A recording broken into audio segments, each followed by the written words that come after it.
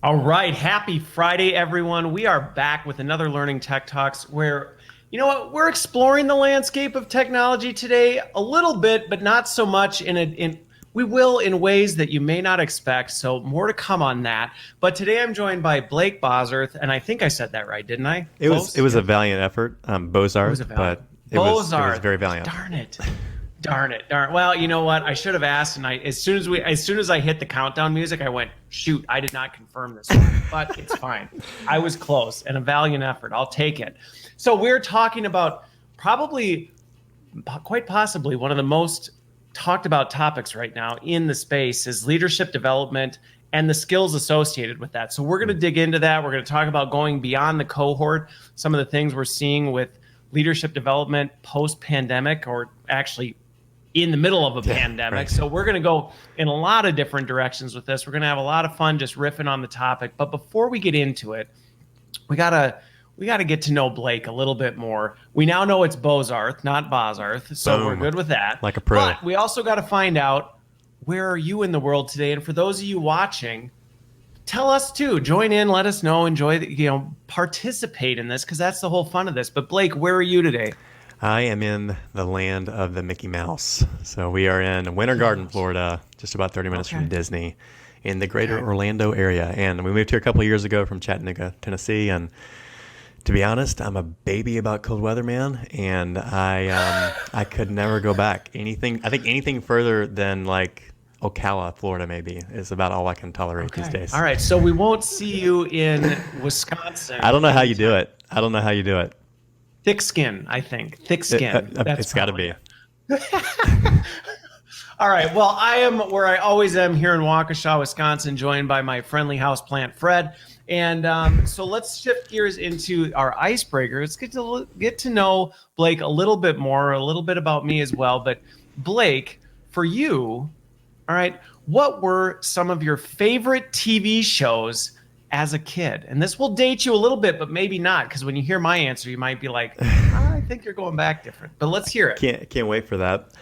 Honestly, the first thing that comes to mind is one that I've introduced my 3-year-old to now, and he wants to hear the theme song all the time now, so we play it in the car. Teenage Mutant Ninja Turtles. That was the big one for me and my older brother. We wanted to watch some Raphael, Donatello. All right, it's like Michelangelo. one Saturday morning type stuff, right? Like Saturday 100%. morning? 100%. Oh, for sure. Wake up in the Those were the morning, get days. your bowl of cereal. I know. That's one of the best parts about having kids, is that those days return. It's kind of true. You kind of get to participate in them again. All right, so Teenage Mutant Ninja Turtles. Did you have a favorite Ninja Turtle? Yeah, it was Raphael, actually. I just love the little Siths. Yeah. All right. Yeah. So mine was probably I was Leonardo for sure. Were you? Although Donatello was pretty cool. Anyway, we'll talk about Ninja Well, Turtles. they were actually the better leaders, to be honest. That's what we're talking about today. So that's ironic. That's ironic you said that. My personality is probably more of a Michelangelo. That's what I thought you would have said, honestly. Right? I think some people would be like, really? I would have thought Michelangelo. But okay, so for mine, see, this is where mine would not necessarily come, but I've got a few of them, because this is why I couldn't narrow it down to one, which is why I said some. But I grew up a ton watching Mr. Ed and the original Dennis the Menace. I loved classic Nick at Night like stuff, like those. I didn't know that was a show. I feel like I need to dig the archives up. Yes, you should look back into the original Dennis the Menace. I think you can actually watch it on the Roku channel or something now. My kids now, I actually got them to watch it. So very good, all black and white, but I loved it. But on a more kind of age dating one, and now I've got my kids hooked on it big time, DuckTales. I loved That's good. DuckTales. And I could actually sing the entire theme song, but for everyone's sake, I will not. But if somebody asked me to, and maybe it was a party, I would probably sing the DuckTales theme song. So that's anyway, impressive. and like I said, kids love it. It's good. It's on the Disney Plus. Wholesome entertainment. Wholesome entertainment. I know some of the stuff out now. I'm like, no, it. kids, you're not watching that. Sorry, you're not allowed. All right. So let's shift gears. Let's shift gears over, because we're going to talk about leadership development, talk about this whole moving beyond the cohort, what we're seeing from a trend standpoint in this pandemic world. But before we do, Blake, is this Is this an area that you've always been in? I mean, tell people a little bit about your background so they know who you are, because obviously you're the co-founder of CoThryve, or the founder of the CoThryve. So you have some space there, but how did you end up there? Yeah. Was that something you always knew you wanted to do? Yeah, so I actually grew up in one of these. It was actually a pretty robust leadership pipeline program. So I'm sure a lot Okay. of folks listening may be familiar with these. Was in a Fortune 250 company. Never necessarily saw myself in a big corporate coming out of college, but to be honest, it was So an was this incredible. right out of college? 'Cause Right I out of think college. okay, so Yeah, right and out of we're college. probably in the space familiar with these programs where like you're getting recruited, and then Yeah. it's like, hey, do you want to come be part of this Yeah, special and this program? this one was Yeah. about a 4 to 5 year program. So as opposed to like Oh a wow. lot of rotational programs are 3 to 6 months in a different rotation. This was about a year to year and a half in different rotations, and it was an amazing experience. I mean, it was a yeah, it was a Fortune 250, and just the exposure to C-suite at such a like I'm 21 years old. I was a young college grad too, and just it was the opportunity. Where I spent a year in London, living and working in London. It was just it was amazing, but all across the company, operations, finance, sales, marketing, and then I just got a real appreciation for the programmatic aspect of how this company was going about developing leaders. Okay. And so, loved my program, loved my cohort. Mine was a little bit smaller cohort when we first came in. It was around, we had 6 of us initially, and we were very tight knit. I was gonna say that's with only 6, you almost would become a family in some regards. We and we were that's- very close. We were very close. And that was honestly a great benefit of any kind of cohort based program, is when you have something, especially if it's somewhat intimate. I think you create it's a natural sense of camaraderie. And that's what we're passionate about now as well too, with what we're doing on the leadership multiplication front. So I'm sure we'll get more into that. But I had great experience in this Fortune 250. I've also always had a big entrepreneurial spirit. So while I was in the corporate world, that kind of manifested itself with building up a little So you were real there, estate. but you knew it wasn't forever. Yeah, but yeah, just because of the way I was wired. I mean, there's part of me that's like, man, like the people were just incredible. Like, and the culture was unique. It was just an amazing opportunity. It kind of blew my mind for like what I thought corporate America would be like, and yeah, so I really did enjoy it. And there was part of me that's like, I could see myself continuing on this trajectory. But long story short, I was scratching the entrepreneurial stuff with some real estate investing and got really into that. And it was great because I could manage that kind of on the side with the day job. Your side hustle. Exactly, and it just kind of continued to blossom over time. And then a couple of years ago, so I was there about a decade, and then a couple of years ago, I decided, you know what, we had baby number 2 on the way, and we were in Chattanooga, Tennessee, as I mentioned, and we wanted to be closer to family. So my wife's family is from down here, and it was a confluence of events, but it was also knowing that I had this vision for CoThryve, which was how can we really help leaders and companies thrive in a unique way. I found myself, given the nature of that accelerator program, I was approached by people that wanted to meet with me, and they wanted to say, hey, how have you graduated into the roles that you've gotten? I was very involved in the Chattanooga community with local nonprofit boards and whatnot. And I was meeting, long story short, I was meeting with about 12 people at any given time. I was kind of helping mentor informally about a dozen people. And I realized, you know what if I could bring these people together? What if you could make a company out of this? What if you could make a company? But it started with really, what if I brought these people together? And I, as an entrepreneur, I was drawn to the concept of a mastermind group. So I'm sure some in this audience are familiar with that concept, but it's a really simple concept. It's basically what happens when you bring together a group of really sharp, talented people for the express purpose of learning and growing and elevating one another. So entrepreneurs have been doing this for centuries. Ben Franklin used to have a group of inventors that he would meet with. C.S. Lewis had his group of authors and whatnot, and it was just like, oh, like people are doing this. They're doing it with business owners, entrepreneurs, CEO roundtables, right? And you're like, but for me, it was like, wait a minute, what if companies actually approached it this way? And it wasn't just that, hey, we're going to have a cohort-based program, and you're going to go through these different modules, and you're going to kind of have a shared experience. But it was actually more than that. It was, you're not only going to have that, we're going to actually work on tapping into the power of the peer group and how we can help you guys actually support and challenge each other towards your personal goals, towards your career goals, and really tap into the collective energy and expertise of the peer group. And so that's where CoThryve was born. It's how can we do that inside of companies and do that really well?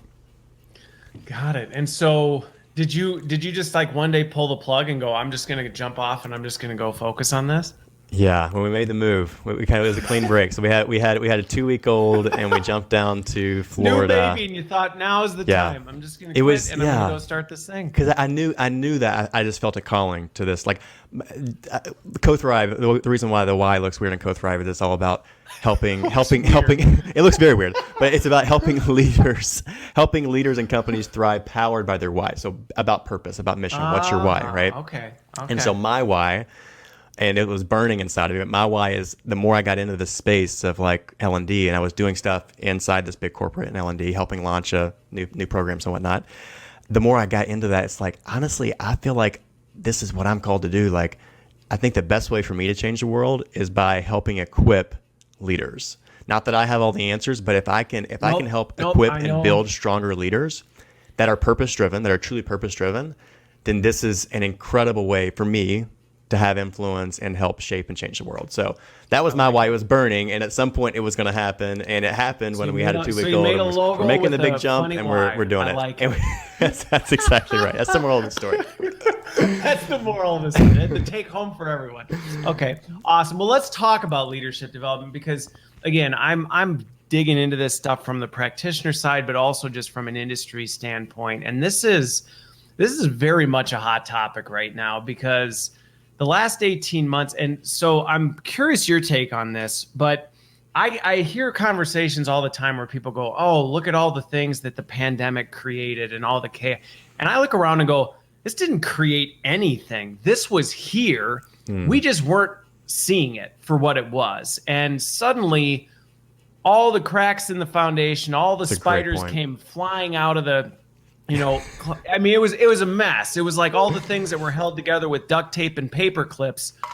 The Hoover Dam just blasted through it and went, well, guess you weren't really as strong as you were. And leadership development was one of these areas where we suddenly realized that the power of our leaders will largely determine how resilient you are as an organization. Because if it's not there, when a pandemic hits, boom. But I'm curious, obviously you were in the space in this. What did you see happen as suddenly the world went remote, all the priorities went out the window as chaos was flying from every direction?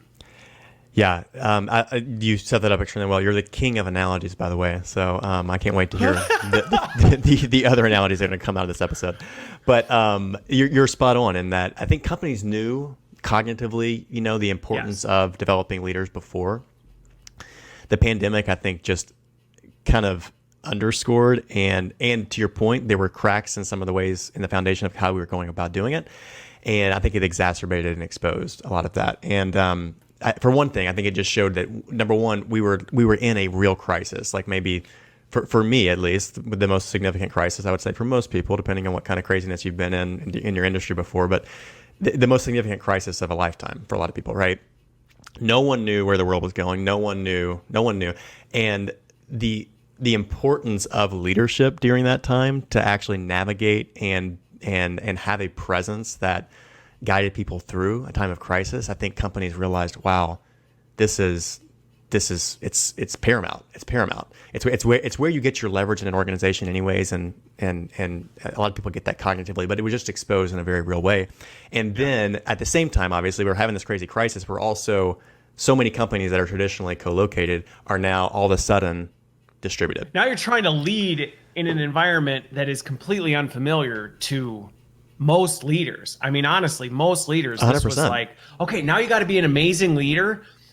Oh, and by the way, the medium and the way you've led is completely on its head now, because nobody's around and you're sitting at home and your kids are there and you're using this tech you're not familiar with. So good luck.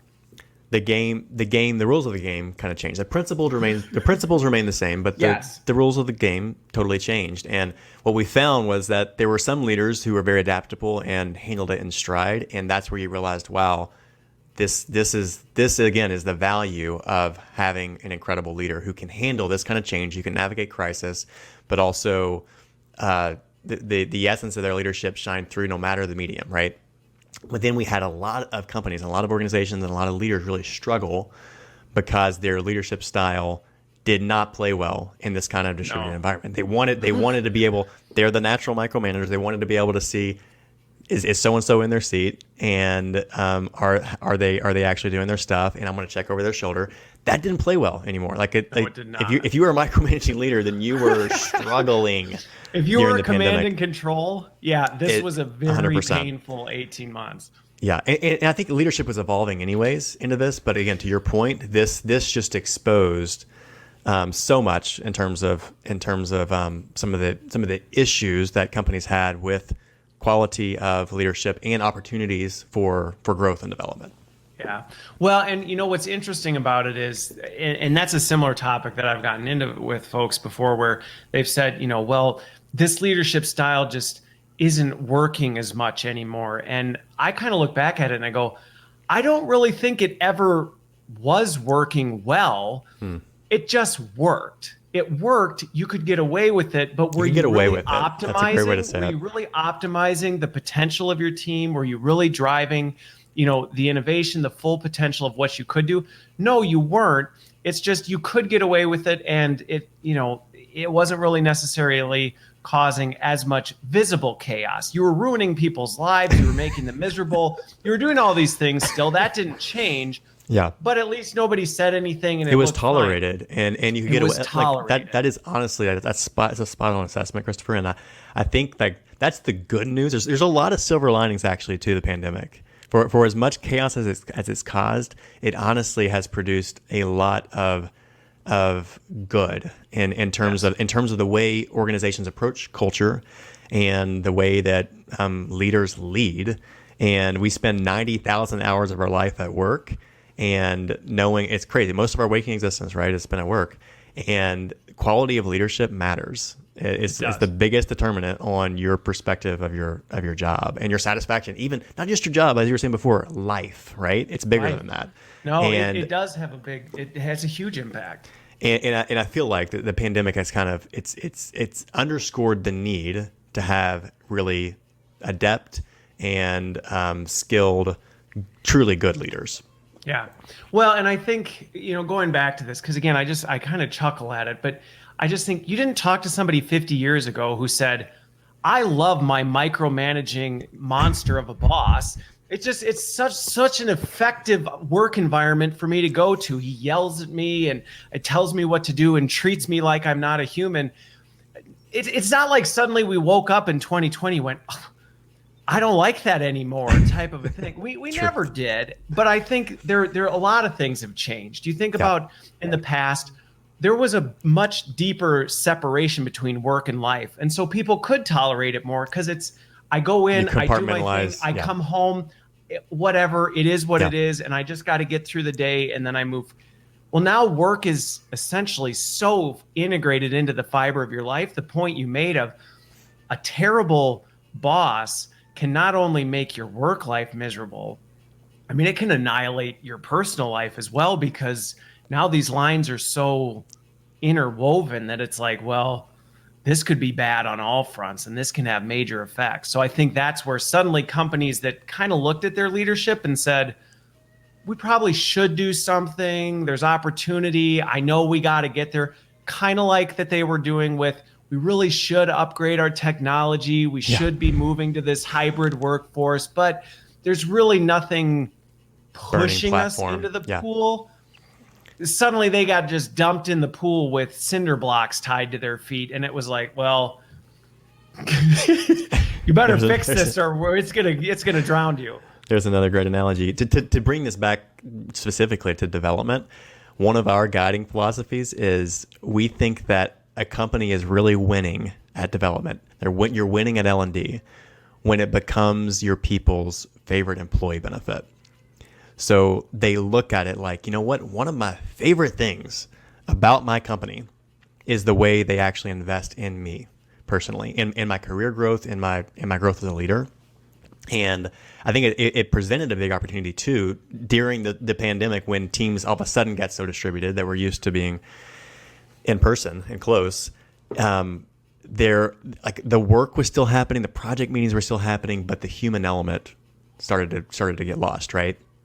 And development, L&D, is actually, it's a tool. It can be a tool and an enabler to actually bring a deeper sense of connection to your team.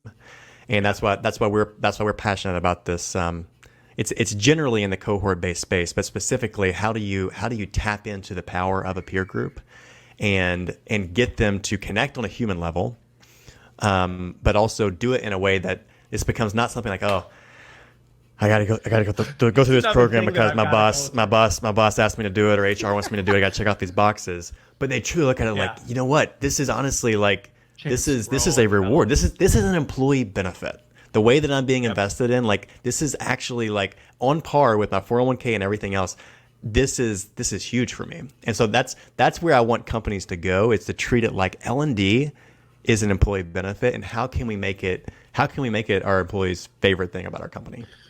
Well, and what's interesting about that point, and I'm going to add another layer to that, because I think, and this is where the caution to practitioners on this space is, you can get to that point and you can lose sight of where you're going, and then you end up where we are right now, where 75% of executives question the value they're getting out of their leadership development. Touché. Where you can over-index and say, our goal is to make people excited and say, I love this, and so you're focused on NPS scores and the snacks and what lunch you bring in and whether or not people had a really fun experience, and you forget right, but is this actually making them better at being leaders? Because if it's not, at some point somebody's going to look at that and go, that's great, everybody loves it and thinks it's fantastic, but we're spending a whole lot of money on this, and what are we getting for it? And I think that's that balancing act of how do you get to where you are while at the same time delivering demonstrable value? That is a great addition, and I'm glad you said that. And what I found, to be honest, though, is that especially if you have a program of some duration, like, everybody likes great snacks, everybody likes, kind of a fun, engaging workshop, right? But especially if you have an intentional program, to be honest, people grow tired of that pretty quickly if they individually are not seeing growth and results, right? Yes. So I think in order for it to honestly become a true, like, I view this as an employee benefit. This is not like a one and done workshop we do here occasionally, but the way we approach our team's development in this company, I view it as a recurring employee benefit. In order for that to be true for even the employee's perspective, I think you have to be seeing the value that you just said from a company perspective. The participant has to be seeing and recognizing their own personal growth and development. And that needs to be translating in terms of the impact they're having at work, the influence that's growing at work, and in their personal lives as well too. But I think in order for that to be true, like, it necessitates that the value is also being created. So it's a great addition. Well, and I think that's what we're seeing with these new, and this to me is one of the things that gets me excited about where technology is taking this, is that instead of just being limited to this event, you now can span this out. But this then adds a level of accountability on us, because to your point, all the employees are dealing with return to work, kids going back to school, 9 million projects. They've got a lot of things. And so this whole idea of being involved in something that lasts over time and is commanding their attention, if they're not getting anything out of it, they're not going to stick it out. And so the natural accountability in the teeth is almost being built into the system now, because you might be able to get people to show up for a day and go, hey, this was fun. Right. But if you asked them to come back every 2 weeks, they'd be like, not a chance. I don't have time. I don't have time for this. So I think that's just naturally creating a better balance. Where's the staying power? What's the stickability? We talk about that a lot in L&D, obviously. But one of my favorite terms for it is how do you keep momentum, right? Yes. It's not just like, hey, you have to have an engaging kind of workshop and experience, but how do you sustain momentum? And for me, back to like the power of the peer group, I think it's an incredible way for companies. If you really work on leveraging the power of a peer group to say, there's going to be times where this program, whatever your program's structured like, it's going to feel maybe not like your favorite thing. It's going to be like, oh man, I don't have time for this today. But when you see your peers who who are showing up, who are supporting you, encouraging you, but also challenging you. You create that kind of environment where it's almost like the positive kind of locker room kind of camaraderie, and hey, we're in this together. We all have laid out. We know what each other are trying to accomplish and achieve, and we're diving into this particular leadership or career development topic today. When you create that kind of environment, it helps you. It's not a panacea, but it helps you kind of keep and sustain momentum over time. I agree. So there's two avenues I want to go down, but before I do, I'm going to answer Boss's question because hey, let's do this. So, I think, and there's two parts to this: the distinguishment between learning for development. That's good. And learning for compliance. And his follow-up piece was: is there a difference? Is that the difference between training or learning? And what's interesting is, I actually had a discussion about this, I think it was last week, maybe it was a week before, but I was talking about the fact that, I just look at it as development. Development is this progressive, you're growing and you're developing, whether that's as a leader, whether you're developing a skill, whether you're that. When I think of compliance, I think in many regards, we look at this as I have to do it because somebody else told me to. Yep. And I think that's where there's opportunity, even within compliance, for us to move that into the development category where we say, great point. Done right, compliance actually can be part of your development. But I think a lot of times that's not done because I even think as leaders, there are things around compliance that as a leader, you need to understand so you can understand the implications so that you can actually then navigate some of these things. A good example, I think, in the tech space right now, if you don't understand data privacy and security, that may be a compliance topic, but as a leader, you need to understand it to know how to navigate some of these challenges. And so I think there just should be a shift to move from, and again, we're talking L&D terms, but like this training, compliance, just like stuff that you do because you have to how do we actually better integrate that all into development? That's you nailed it, and that was a great comment, boss. Yeah, and a lot of it too. It's about how that's about how you design it, and how you reinforce like the true value. Even if it is like this is a straight compliance, kind of issue.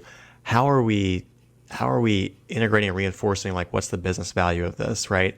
And it's also, to be honest, it's a perception thing too. So like how are we branding it? How are we marketing it? that matters as well. But ultimately, we need to what's in it. It's the whole like what's in it for me, and how is this helping you grow? How's it helping you develop? And how's it helping the company advance? Right. So, well, and I think that's going to tie. There's two areas that I want to go, and I was debating where I was going to go first, but I think we're going to go into this growth groups first because I think it actually, boss. Thanks for bringing this up because cool. You helped influence the direction because I was torn, and your question drove me to this. Because when we think about how do you even shift from compliance to development, it's really about that personalization of it. How do you actually now say, how does this become relevant to what I'm trying to do? And that doesn't happen by powering your way through next buttons on an e-learning slide and getting to the quiz at the end. That comes through what we've talked about in terms of these growth groups where it's like, well, how are you using this to accelerate, multiply what you're trying to do? And to do that, you need other people. But I want to distinguish this because you talk about growth groups. People may be familiar with cohorts, but we're not talking the same thing because at least as we define this, you can define growth groups. But when we talk about cohorts, sometimes I think the lack of intentionality that can go into that can lead to just, well, this is a group of people going through the same thing at the same time. Yep.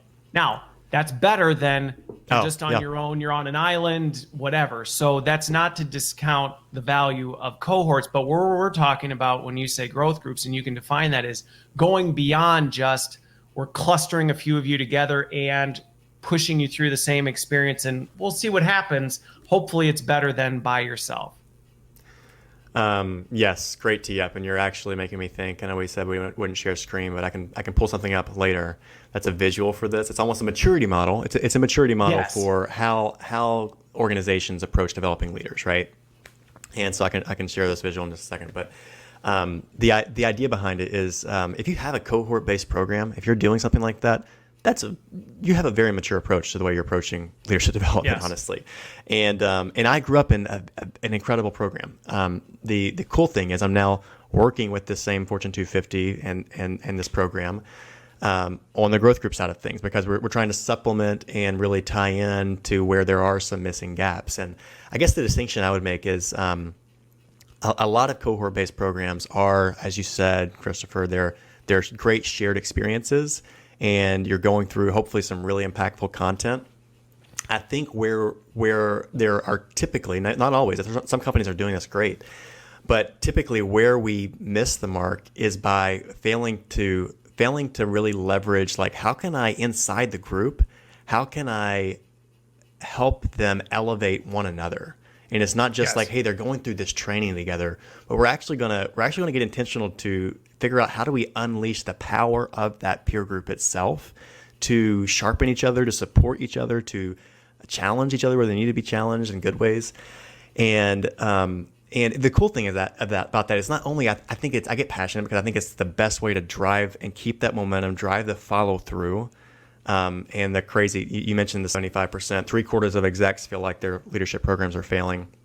The other tragic statistic that kills me is 95% of hypo talent programs, so high potential talent programs like this pipeline program I'm talking about, 95% fail to drive development follow through. So they might have really incredible training, it might be really engaging, but when it comes to, is this stuff really getting acted on? Is it being applied? Yep. Are we seeing, back to that concept of sustained kind of momentum? That's where we typically fall apart, right? And so the premise behind, we call it, the broader term for it is leadership multiplication. How can you multiply leaders in your organization? How can you multiply some of your best people? The premise behind it is, it's about the way you integrate things that you might be doing really well right now with your modules, with your programs, but how can you more tap into that power of the peer group, where you're tapping into the collective energy, the collective expertise, and you're giving people a forum, and you're using hopefully good systems to help them, again, encourage, sharpen, challenge, and apply what they're learning. So I'll give you a tangible example. We're talking about the theory behind it. We have a really simple thing that we do with these growth groups. We call it a 4x4. So it's as simple as it sounds. You're going to pick 4 things. We all have a laundry list of things, right? We all have a laundry list of things that we need to get done in our jobs. You're going to pick 4 things over the next 4 weeks. So typically these groups are meeting monthly. 4 things over the next 4 weeks, 4x4, that are really going to move the needle. They're going to be stretch goals. They're not easy layups, but they're things that if you get these 4 things done this month, you stretch yourself, you're killing it, right? And what's cool is that they say you're 42% more likely to achieve a goal when you write it down. There's something powerful about getting the focus, getting the clarity, and psychologically kind of committing it to yourself, right? But then, and back to this concept of leadership multiplication and a growth group, when you do that with your peers and you can see, and you have a dashboard, to the technology piece here, and we're piecing multiple things together. We use a simple Trello dashboard for this. It's an easy way to do it, right? You have a column for each participant. We said we were going to bring the technology into We're the bringing mix, it in. So there you go. We Trello. Just did. Boom, there's your fancy tool, cayenne Trello. pepper right there. The spice. But it's great because you have this dashboard then where you have participants and everyone has the transparency, right? For Christopher, these are the 4 things you signed up for this month. Dang, this guy's a badass. Look at what he's going after this month. That's pretty incredible. And to be honest, what we typically recommend is 3 professional goals, 3 work-related goals, right, that are really going to move the needle and grow your career, but also really add value in your role. And then 1 personal goal. So maybe you're looking to run a marathon that year and you're taking bite-sized chunks out of that. Maybe you're looking to write a book. A lot of times my personal goal, I've been doing this for a while now, my personal goal revolves around family time. I want to do at least 2 special date nights with my wife Lex this month. Okay. But it's neat because it kind of combines a human element, but ultimately it's a system that not only helps you focus on things that really are going to drive value at work and personally, but it's a way to kind of tap into that peer group to say, hey, I'm motivated. Yeah. I'm motivated by seeing someone else's goals fires me up, right? Sometimes, again, with this, sometimes people struggle to even know what could I or should I do on. They just struggle with that, and being able to see other people's things and go, you know what? Wow, if Blake's doing this, that might also relate to something I'm doing, and maybe I'm not quite there, but maybe I can do a slight iteration of that, or things like that you're talking about. And I think that's a powerful piece. 100%. And it can create synergy inside a company too when you have people that are coming from maybe different parts of the enterprise, different parts of the organization, getting exposed to what other people are doing and working on. But also, in addition to that, it's the transparency and accountability piece. Once you're on the board and you're all going after, we're a part of a growth journey together. Once you've signed up for your things, you don't want to be the one slacking, right? And so that's kind of it's an easy, simple thing. And again, this is not perfect either, but having systems, having tools that are going to drive accountability, that are going to drive the follow through. How are we applying what we're learning each month? Whatever the module is. That's where the power is. But it ultimately comes back, for me, it comes back to the community and micro community, right? And so making sure it's intimate enough where you can actually get to know each other on a personal level, and you can speak into each other. You can encourage, you can speak life, you can challenge where you need to challenge. I think it's the best way to kind of go for that momentum that we're talking about. Well, and there's two things you talked about that I want to reinforce on this, because I think this goes back to, and speaking of goals, I have writing a book on mine that I'm in the process of. We can hold each other accountable on that one, Christopher. Okay. All right. Well, anyway, but it's talking about, and this is similar to the theme of it, which is talking about being relentlessly intentional about things like that. Because what you talked about, there's a couple points that if you miss this, it's better than just not doing it, but there's so much more opportunity. So when you talked about the 4x4 example, when you think about this, sometimes when we think about leadership development or any development cohort, the cohort isn't designed with the intentionality of what do we want people to do or grow or gain out of it. We still are approaching it from the how do we want them to understand more of our content.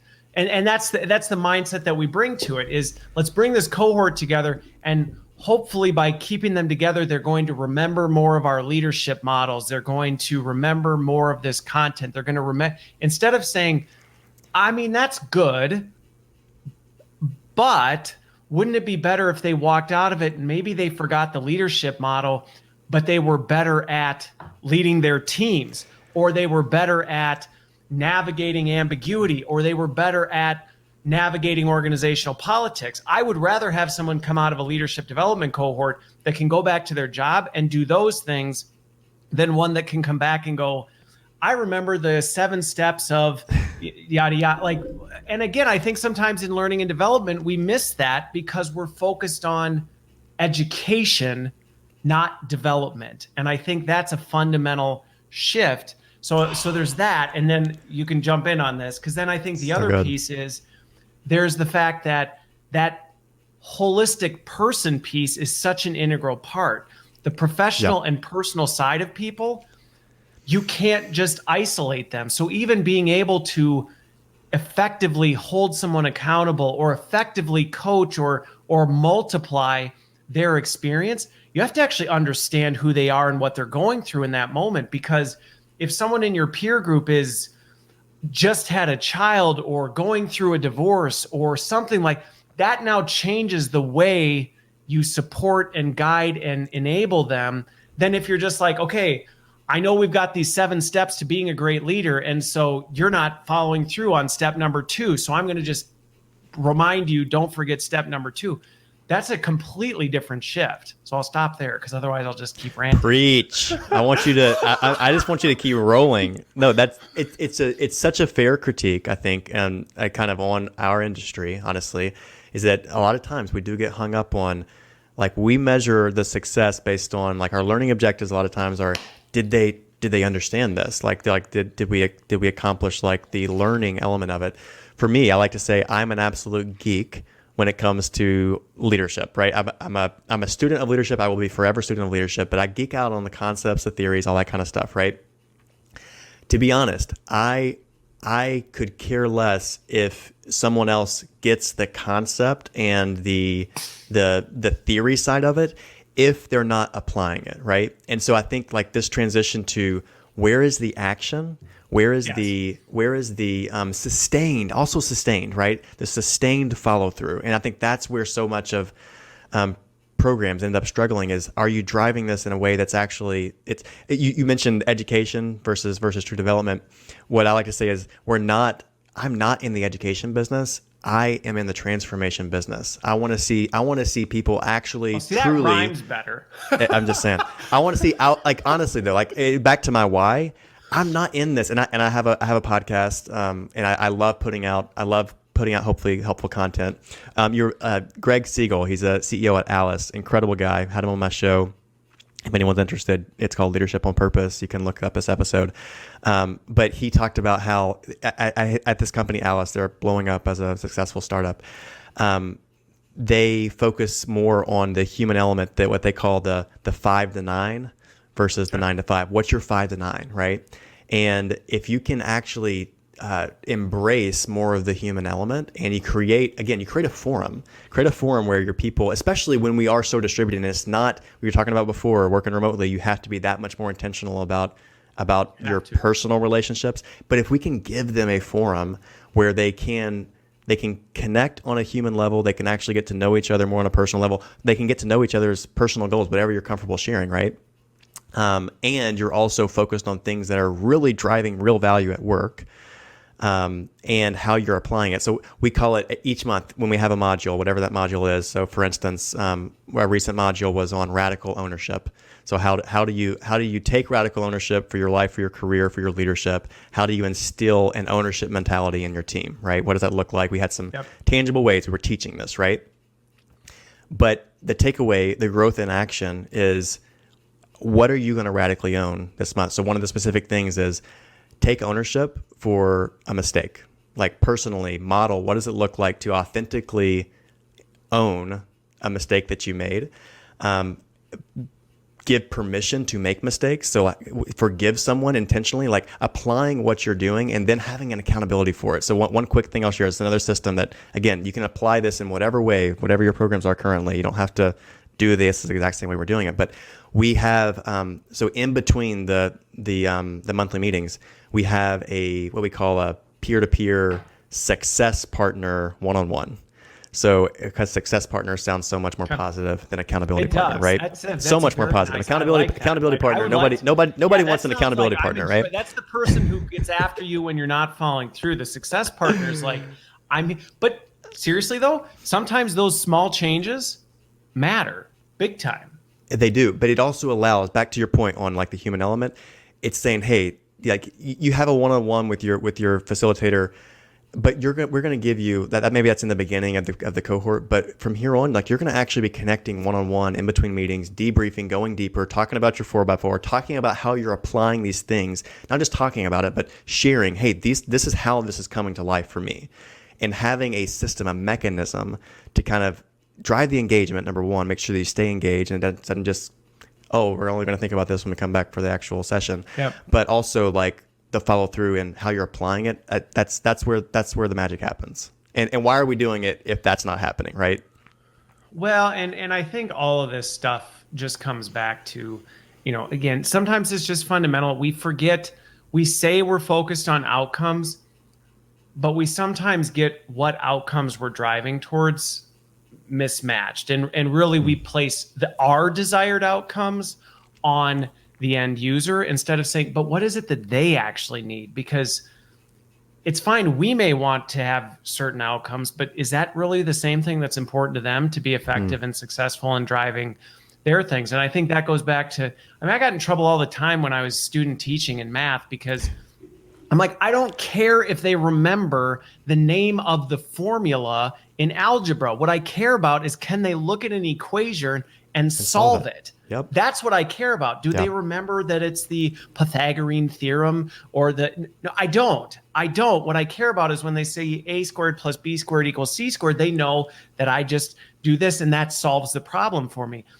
And I think sometimes in leadership development, and many ways, this is where we lose our way. We lose our focus on, ultimately, yes, is it important for those of us designing leadership development, those of us facilitating leadership? Do we need to know that stuff?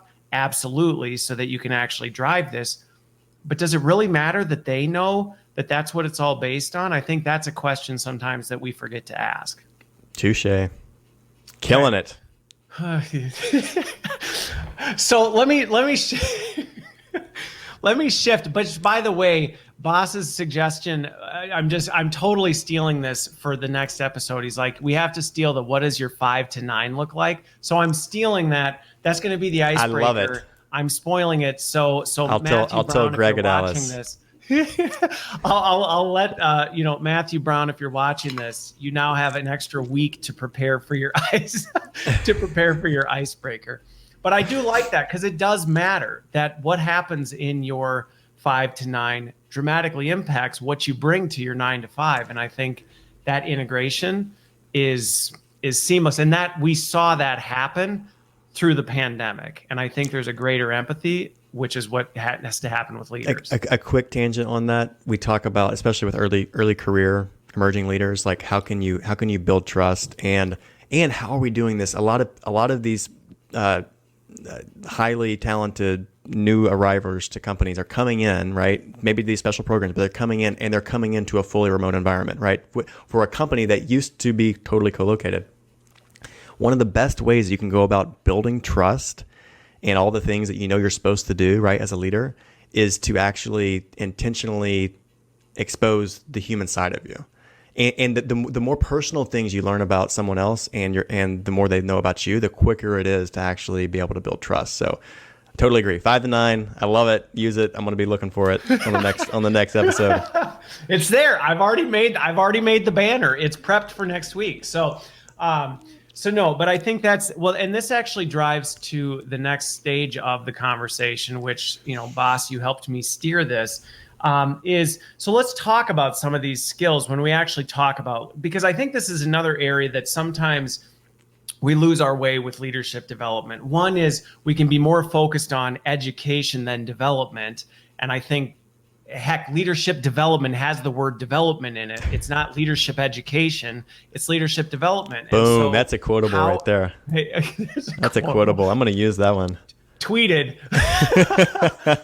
But I think the point behind that is, so there's that component, but then there's also this component that sometimes we fail to break down and deconstruct. What are the skills that actually go into being a good leader? And that's where sometimes the intentionality is missed, and why we end up focusing on education, because we haven't decrypted the skills or behaviors. We've focused more on the models or the practices or the things. And it's like, right, but what does that look like from a behavior standpoint? Because if we don't actually define that and say, this is what it means for you to come out of the other side of leadership development, then it's almost impossible to have the intentionality and construct that you've talked about to say, well, here's how we actually take you on that journey, because you're here and we need you to be here.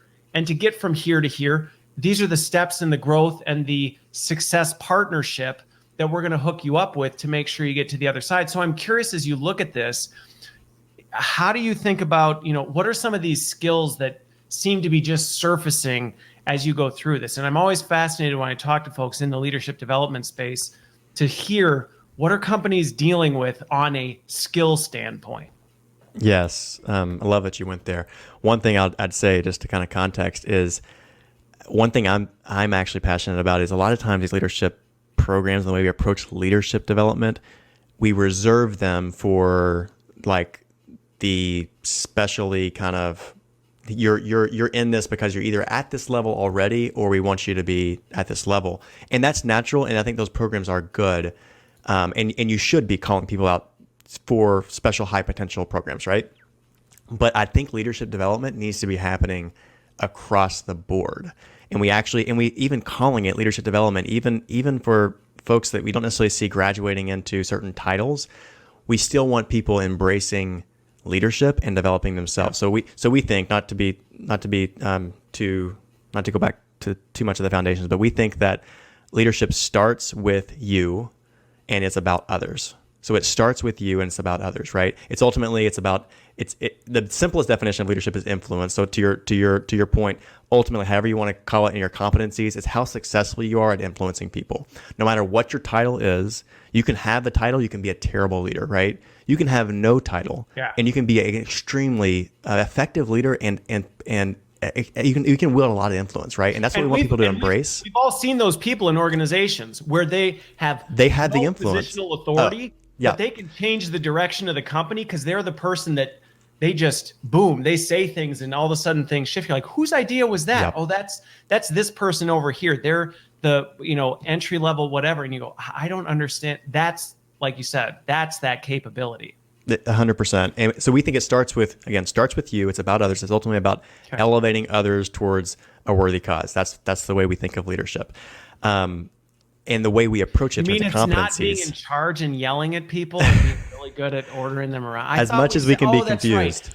Right. 30 years ago, that was the apex. The old style of leadership. But you're so right. But so we say it starts with you. It's about others, and what that means is that a lot of the competencies we actually have. So we do with the growth groups. We typically do a 12-month program, and we start with leading yourself. How do you lead yourself really well? You can't lead others to a place that you're not. You can't give what you don't possess, right? So that's why personal growth, personal development matters so much. And so we start really foundationally with that. And then we get into, okay, how do you scale that impact and lead others? So we call it the increase. So pour into yourself, make sure you're healthy. You can't lead others to a place you're not. And then how do you scale that and the overflow of that? So you're pouring in yourself and how that overflows. But there's some specific competencies, obviously, that especially in today's age are extremely important. The more distributed we get, how successful you are at building trust quickly. What does that look like? That's underpins so much of leadership. Two of the traits that we talk a lot about are, and we think it's the most potent combination in leadership, is confidence and humility. So are you confident in who you are, what you bring to the table, the concept of knowing your strengths, and not just saying, hey, I did the strengths finders and this is what it said I was, but really I'm an INTJ, whatever. Exactly. And those things can be really helpful. I'm not trying to knock them, but what we really want is for people to get it at a deep level. This concept of natural genius. What is it that you uniquely bring to the table? Either you are world class in it right now, and you can double down on it, or it's something that you can actually become world class in. Right. So getting them to know that, and we have a whole personal growth, leadership growth plan that they start with, and it starts with your why. No surprise there. Back to that logo.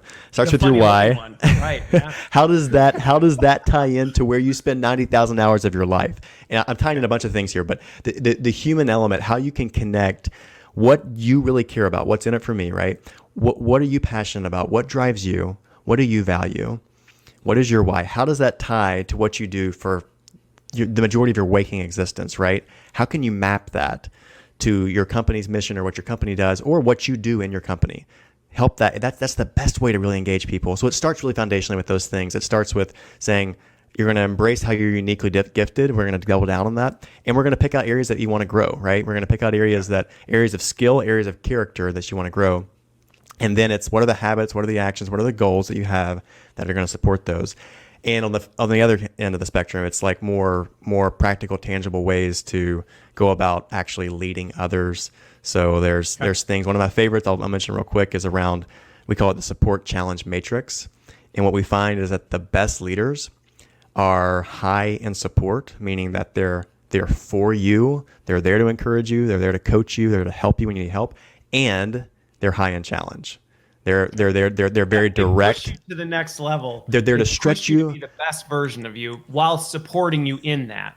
And where I fall down on this, because we're not naturally high in both. Typically, we gravitate to one or the other. I totally gravitate to support naturally, and I stretch people. But where I really fall down, is on the direct feedback, the direct expectations. I'm from the South. We sugarcoat things, and so where I have to know this about myself, right? And so where I have worked on growing as a leader and continue to focus is on being high in challenge, in the sense of like, hey, I'm going to be direct in feedback. I want to be direct in communication, and that's more important than ever in this distributed world that we're in today. So I know it's a lot, but that's a scattered answer to the question. Interesting. It's a big question. We probably could have had it. And that's why I'm actually glad, boss, I owe you a thank you, because had we unpacked that box halfway through the show, we probably would have got sidetracked and ended up spending the entire time talking about that. So kudos to boss on that one. But I think the two things that I take away or would reinforce on that is, first of all, one, when we think about this from a skill standpoint. I loved your point about the influence piece. When you think about that, that allows you to actually take striations within that and say, okay, if ultimately being a great leader is about influencing, to your point, in a positive way, then what does that actually take, and how does that mature based on where you are in the organization? Because if ultimately your goal is to be influential within your sphere, then you have different skills and needs if you're a frontline manager versus if you're a C-level executive, because there's just different levels of influence and things you need to consider along the way. But within that, the skills and behaviors that make that up are very similar. Your ability to communicate, your ability to break down complex messages and translate it, your ability to, a lot of these different things, and how do you do that? Those are very similar. And it was interesting this week, I had a discussion, and this kind of gets to the other piece, where I'm really trying to push us to think more about leadership development. So often we see leadership development as role focused. Oh, you get into leadership development when you become a people manager. And then we send you to director training when you become a leader of leaders. Exactly. And then, there's executive training when you get to whatever. And those aren't bad things by themselves. No, those are good no, things, right? Yeah. No, but where I think there's opportunity to say that's good, how do we now take that to the next level? Is say leadership is a journey that happens regardless of what position you're in. Yep. And that maturity of leading yourself, because if you can't lead yourself, you're in no position to lead someone else. So how do you lead yourself? How do you then get to a point where you grow and lead others? And then how do you get to a point where you're actually influencing things outside your direct span? And then what are the striations between that? That's a journey that I think can be applied across the organization. And again, that's a mindset shift, because now you have to think about leadership development less than or more than just, oh, this is only for this tier of people in the company, but instead saying, no, every single individual in this company is on a leadership journey, and they are at some point in the maturity curve that we need to now take them along from here to here so we can fully have them prepared. And then are we going to nuance by role based on what that looks like? Sure. Absolutely. Absolutely. This is where the nuance of the role specific comes in. But that underpinning leadership journey, that's universal to every employee in your organization. Amen. That's a great. I'll tie it back in real quick with this concept of leadership multiplication. I think that's ultimately our goal as leaders in general, but especially in the learning and development space. That's our goal: is how can we cascade this process of multiplying leaders? If you look at some of the best people in an organization, you say, what would happen if we could multiply them? What would happen if you take those 10 people and we could actually, they could be multiplied across the organization? Honestly, I think if we design intentionally, that should be our goal, and it's possible. And it's predicated on, as you were just saying, it's not reserved for just the people in these certain titles or moving to these certain titles. We are doing this, and it looks different, of course, by roles, as you said, but we're doing this at every level of our organization. We want people to embrace. I'll just end with this, and then we're running on time. The thing I get most fired up about is having people choose leadership. And it's not the title. It's, I'm going to choose to take ownership. I'm going to choose to step up. It's a responsibility. It's not a reward. It can be a reward too, but first and foremost, you want to view it as a responsibility to be carried. And if we can be facilitating that and encouraging that inside our organizations at every level, that's where you're going to see incredible leverage. I love the way that you ended that, because I think that's in many regards a fundamental shift in how organizations look at leadership in general, and even employees may look at leadership. That it's very different than how it has historically been represented. And I think making that shift then ties into all these things we're talking about. Because if you approach all these things with that same legacy mindset, it all falls apart. It all falls apart. So this is another one of those episodes where we could probably just keep. I could jam with you forever, man. We'll just have a leadership afternoon conversation. We'll just have learning tech day. With that, I really genuinely appreciate your time, Blake. I thank you for making it. Thanks everybody for tuning in. Hopefully this has given you some food for thought around leadership development versus leadership education and what it really takes to bring that to life, and the mindset shifts, the activities, the actual work that goes into it, but also the impact that that can have, because this can radically transform organizations for the better and better equip them to survive things when things like these 18 months hit. So thank you for being here. And thanks for having me. I had a blast. Wonderful weekend. All right. Thanks, everybody. Bye-bye.